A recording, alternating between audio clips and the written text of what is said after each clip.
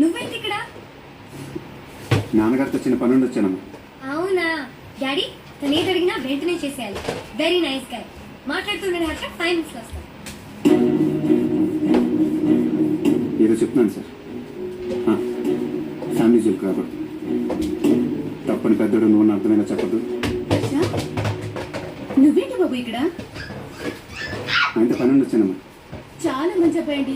తనే పని మీద వచ్చినా మీరు వెంటనే చేసి పెట్టాలి. మీరు మాట్లాడుతుండండి, నేను ఇప్పుడే వస్తాను. అలాగే.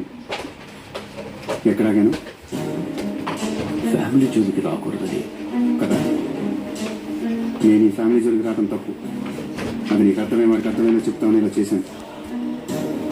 ఏదో పని చేసినా కాపాడటానికి వాడు వెనకాల బ్యాడ్ ఫాదర్ ఉన్నాడని చెప్పాడంట. మా ఫ్యామిలీని కాపాడటానికి కూడా అలాంటి బ్యాడ్ సన్ ఒకడు ఉన్నాడు. బ్యాడ్ అంటే నీలా కాదు, అదో రకం.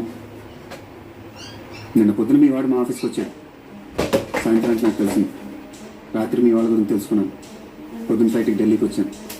మధ్యాహ్నం మీ వాళ్ళతో క్లోజ్ అయ్యాను. సాయంత్రానికి మీరు మారు అర్థం చేసుకున్నారు.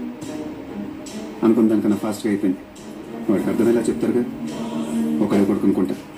బయలుదేరినైతే మళ్ళీ మీ ఆడపాప భోజనం చేసేలా మనం కాల్ పెడతారు.